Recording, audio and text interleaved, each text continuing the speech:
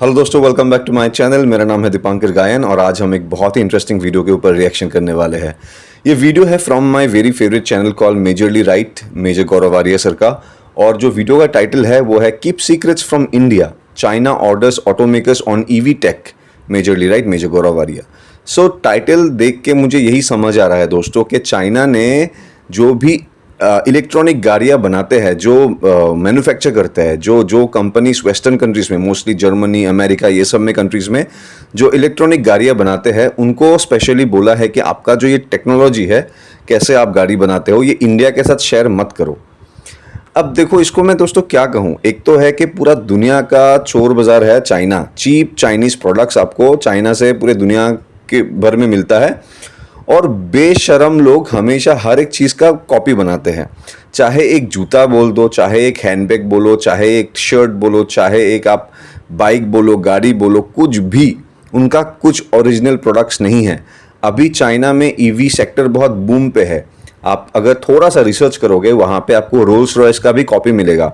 वो लोग करते क्या है दोस्तों, अमेरिका से, जर्मनी से गाड़ी मंगाते हैं और पूरा इंजन खोल के, सब कुछ खोल के ना, एकदम अपना सस्ता कॉपी बनाते हैं और वहाँ पे बेचते हैं।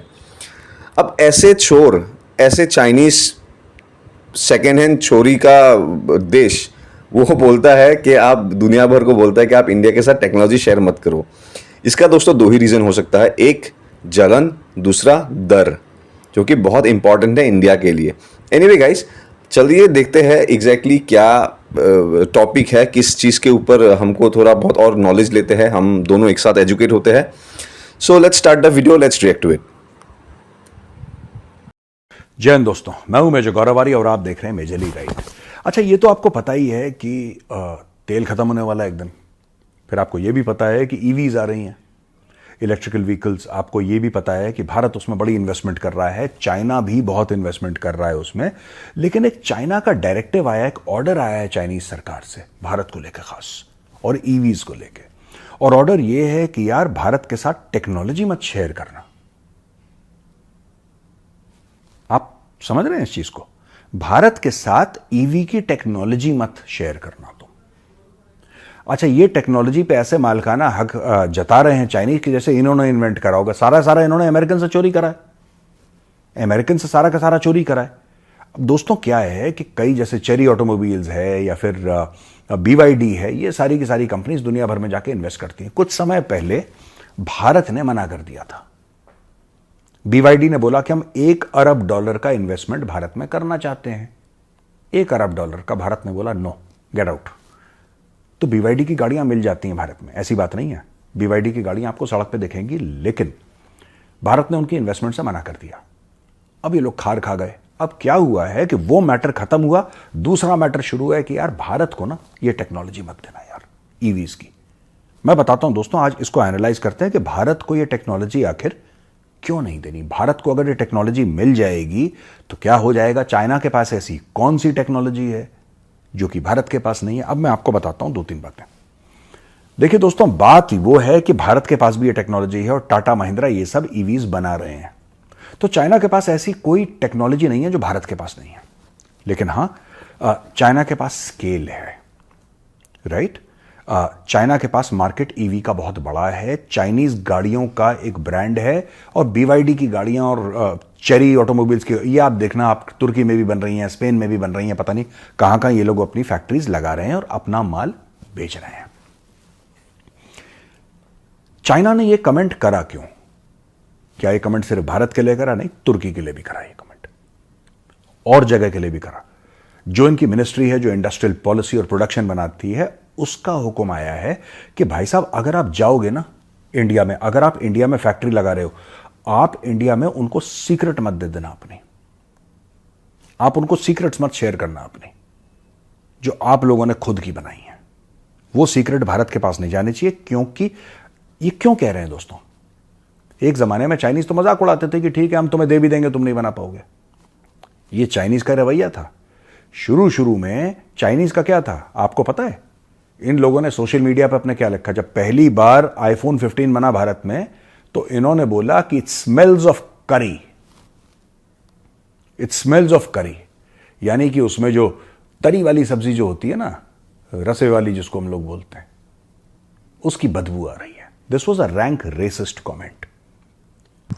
दोस्तों मुझे चाइना का ये सब हरकत देख के ना, आप देखो चाइना का हर एवरी सेकेंड कंट्री से उनका पंगा है, हर देश के साथ उनका लैंड को लेके पंगा है, उनका पता नहीं क्या क्या प्रॉब्लम्स है। मुझे उनका जो, अगर मैं चाइना को, अगर मैं एवरी कंट्री को एक कैरेक्टर के हिसाब से देखने जाऊँ ना, तो मुझे चाइना के लिए बहुत फिट बैठता है वो कैरेक्टर जो 3 इडियट्स में ये नहीं था 5 सितंबर को, उसका क्या कैरेक्टर का नाम था, जो अमेरिका में रहता है, जो यार मतलब जो बेसिकली फुंगसुक वांगरू को ढूंढ के आता है, लेकिन इवेंचुअली आमिर खान ही फुंगसुक वांगरू रहता है। आई थिंक उसका एक्चुअल नाम है ओमी वैद्या, बट लेकिन वो कैरेक्टर मुझे ना एकदम चाइना के साइड में फिट बैठता है।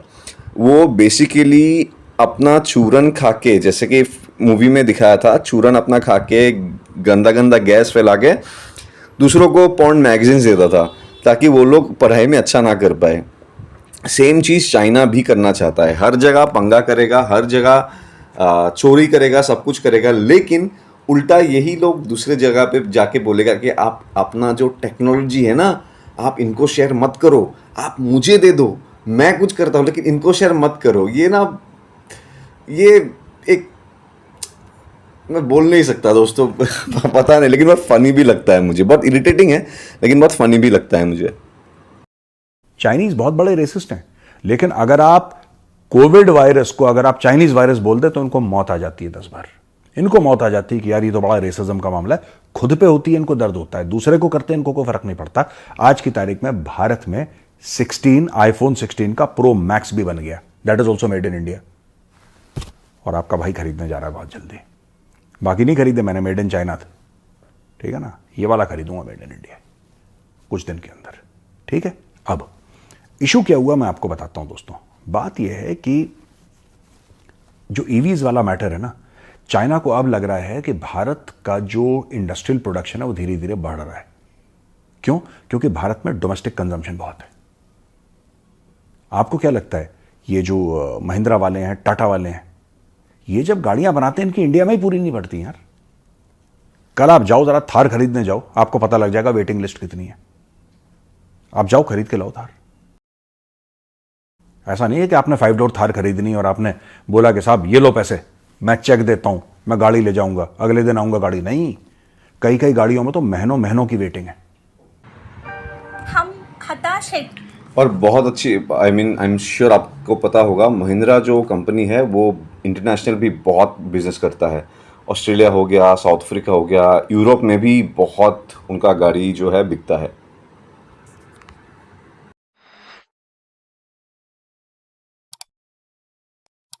क्योंकि यहां पे लोकल डिमांड इतनी ज्यादा है, वो पहले घर का पूरा करेगा तब जाके बाहर बेचेगा। उन लोगों ने भी बाहर फैक्ट्रियां खोली हैं, ये सब करा है, मैं मना नहीं कर रहा, लेकिन मैं आपको बोल रहा हूं कि ये जो भारत में डोमेस्टिक डिमांड है ना, वो चाइना में नहीं है। ये पहला फैक्टर है।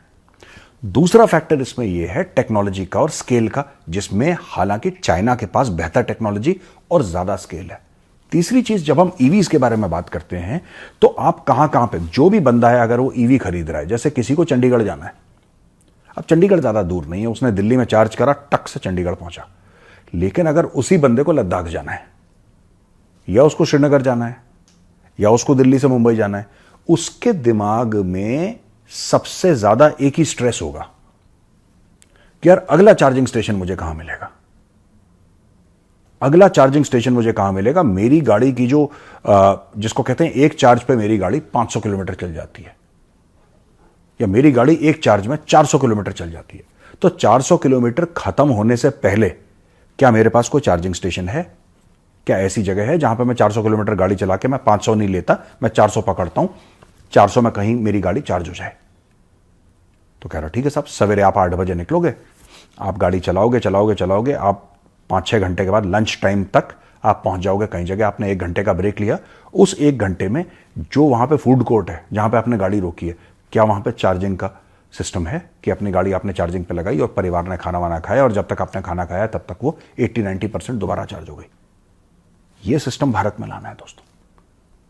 चाइना इसी सिस्टम में आ गया है, और चाइना का स्केल है, इसलिए चाइना आज की तारीख में रो रहा है, कह रहा है भारत को मत देना, क्योंकि चाइना को यह पता लग गई है ठीक है, टेस्ला इंडिया में आएगा ही आएगा, आज नहीं तो कल, नहीं तो परसों Tesla will come to India, ये बात तय है। दूसरी चीज जो तय है कि इंडिया के local manufacturers, right, local manufacturers वो ईवी में बहुत ज्यादा आगे बढ़ रहे हैं, they are really expanding in the field of EV.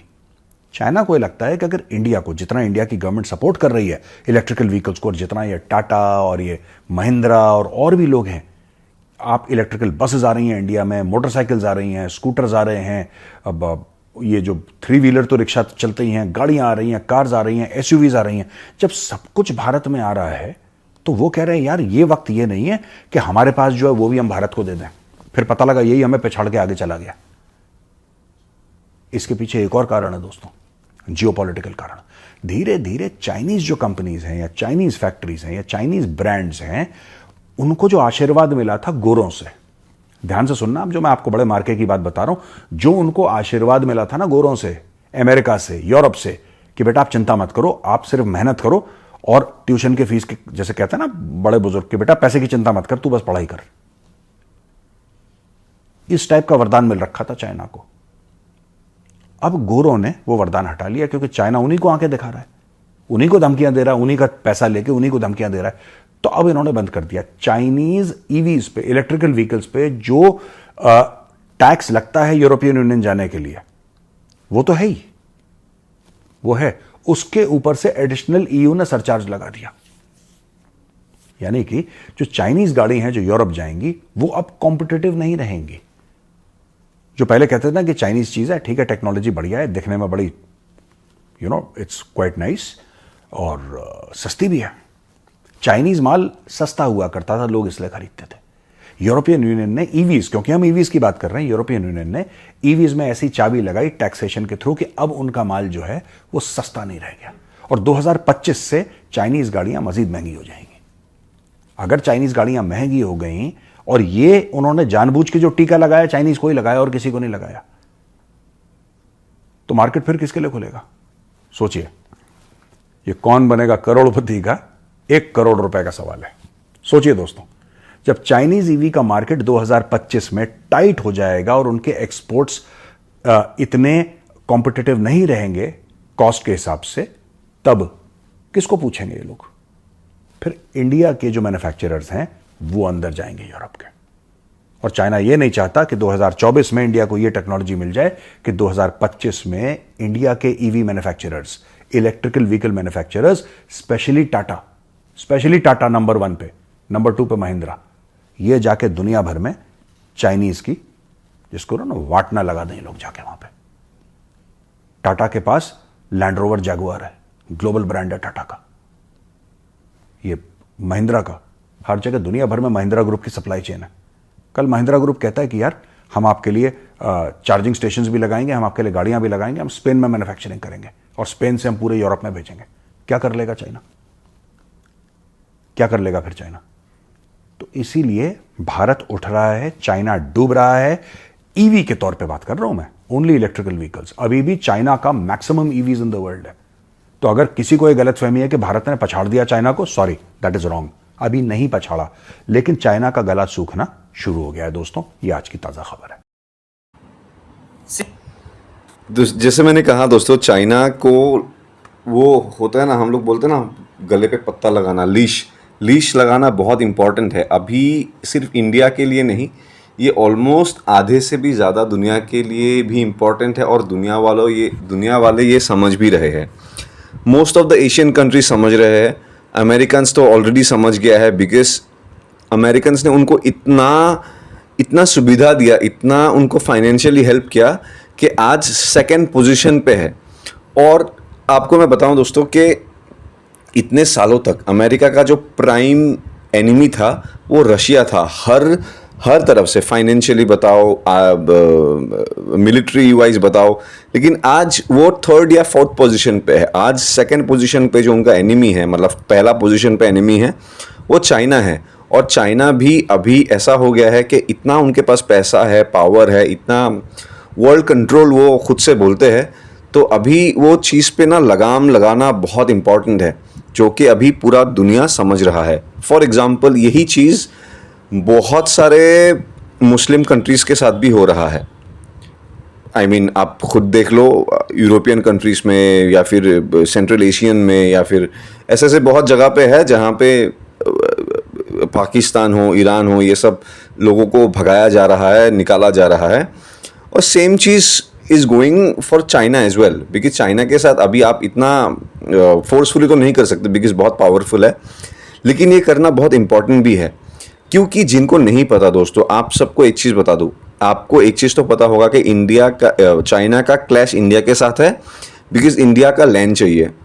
उसी प्रकार से कम 40-50 देशों के साथ सेम वे में चाइना का प्रॉब्लम लैंड को लेके है कि ये मेरा लैंड है, ये भी मेरा लैंड है, ये भी मेरा लैंड है। लैंड छोड़ो दोस्तों, ये पूरा अपना साउथ चाइना सी जो है, मतलब साउथ चाइना सी के आसपास जितने भी देश है, वो उन देशों के लोगों को मतलब ये मैं कैसे बताऊं, फिशिंग करने में मना करते हैं या फिर ओपनली यूज़ करने में मना करते हैं, ट्रैवलिंग में मना करते हैं, ओपनली थ्रेट्स देते हैं, ओपनली अटैक करते हैं। तो ये चीज़ बहुत इंपॉर्टेंट है। और मैं आपको ऑनेस्टली बताऊं दोस्तों कि मुझे ये मेरा पर्सनल पॉइंट ऑफ व्यू है कि टाटा महिंद्रा का जो एक ब्रांड नेम है वो ऑलरेडी इंटरनेशनल मार्केट में एस्टाब्लिश्ड है, ऑलरेडी वो ट्रस्टेड ब्रांड है। क्योंकि एक हमेशा होता है कि जब जैसे ही चाइना का, इवन तो चाइना का भी प्रोडक्ट्स कुछ ऐसा है जो कि बहुत हाई क्वालिटी का प्रोडक्ट्स है। अगर मैं गाड़ियों का भी बात करूँ ना, ईवी कार्स का बात करूँ, ईवी एसयूवी का बात करूँ, बहुत हाई क्वालिटी प्रोडक्ट्स है। मैं इसमें डिनाई नहीं करूँगा, मैं सच बोलूँगा। एक ईवी है, मुझे नाम नहीं पता, मैंने उसका ऐड देखा था दोस्तों, आई मीन ऐड मतलब मैंने रियल रिव्यू देखा था। चाइनीज़ एसयूवी है, इलेक्ट्रॉनिक, माय गॉड क्या परफॉर्मेंस है। लेकिन अभी क्योंकि यूरोपियन नेशंस भी समझ चुके हैं, अमेरिकन्स भी, देखो अमेरिकन और यूरोपियन का प्रॉब्लम यही है ना, अगर चाइना के चीज़ों को अगर वो लोग ज़्यादा आने देंगे तो उनका ही बिक्री ख़त्म हो जाएगा, उनके ही कंपनीज डूब जाएंगे। और एक उनके अंदर से एक राइवलरी भी है, तो उसके लिए भी वो बेनिफिशियल है। ये इंडिया के लिए एक जैकपॉट टाइम है। और आई मीन मैं तो यही विश करूँगा कि वो टेक्नोलॉजी हम खुद से भी डेवलप करें, हम थोड़ा बहुत सीखें भी दूसरों से, उसमें कोई बुराई नहीं है। और मैं आपको एक चीज़ बताऊं, चाइना और एक चीज़ में बहुत ऊपर है, चिप मैन्युफैक्चरिंग। चिप मैन्युफैक्चरिंग, अभी चिप आपको पता ही है, हर एक इलेक्ट्रॉनिक डिवाइस में, चाहे वो पंखा हो, चाहे वो वॉशिंग मशीन हो, चाहे मोबाइल फ़ोन हो, चिप चाहिए, राइट। अभी मैं आपको एक न्यूज़ बताता हूं दोस्तों, टाटा ने असम में, अभी लास्ट ईयर का बात है, हमारे यहाँ पे जागीरोड बोल के एक जगह है, वहाँ पे पूरा प्लान खरीदा है 25,000 करोड़ से, और वहाँ पे कम्प्लीटली चिप मैन्युफैक्चरिंग होगा। आई थिंक नेक्स्ट ईयर से काम शुरू हो जाएगा। तो उसमें भी इंडिया बहुत आगे जा रहा है। तो यही टाइम है, यही स्टेज है जहाँ पे हम भी ग्रो होते जाएं, हम भी एक पॉजिटिव एटीट्यूड के साथ, you know, we also can be there, मतलब जो हायर लेवल पे। तो ये आ रहा है वेरी सुन। मैं बहुत पॉजिटिव हूँ, हमारे देश को लेके, हमारे डेवलपमेंट को लेके बहुत पॉजिटिव हूँ। अनटिल एंड अनलेस कुछ लोग आके ख़राब ना कर दे। आई होप आप समझते हो मैं क्या बोलना चाहता हूँ। एनीवे गाइस, आई होप आप लोगों को ये वीडियो अच्छा लगा होगा, आई होप आप लोगों को मेरा रिएक्शन अच्छा लगा होगा। मैं मेजर सर का जो वीडियो है ना, वो उसका लिंक मैं डिस्क्रिप्शन पे दे दूंगा, आप जाके चेकआउट कीजिए, वीडियो को लाइक कीजिए, अगर सब्सक्राइब नहीं किया तो सब्सक्राइब भी कीजिए। दोस्तों मेरा जो चैनल है ना, उसको भी सब्सक्राइब कीजिए अब भी प्लीज़, और इस वीडियो को लाइक कीजिए, और हो सके तो अपने दोस्तों तक भी शेयर कीजिए। एनीवे गाइस, हम वेरी सुन मिलेंगे एक नए वीडियो के साथ, एक नए रिएक्शन के साथ। तब तक आप लोग मस्ती से रहिए। जय हिंद, जय भारत।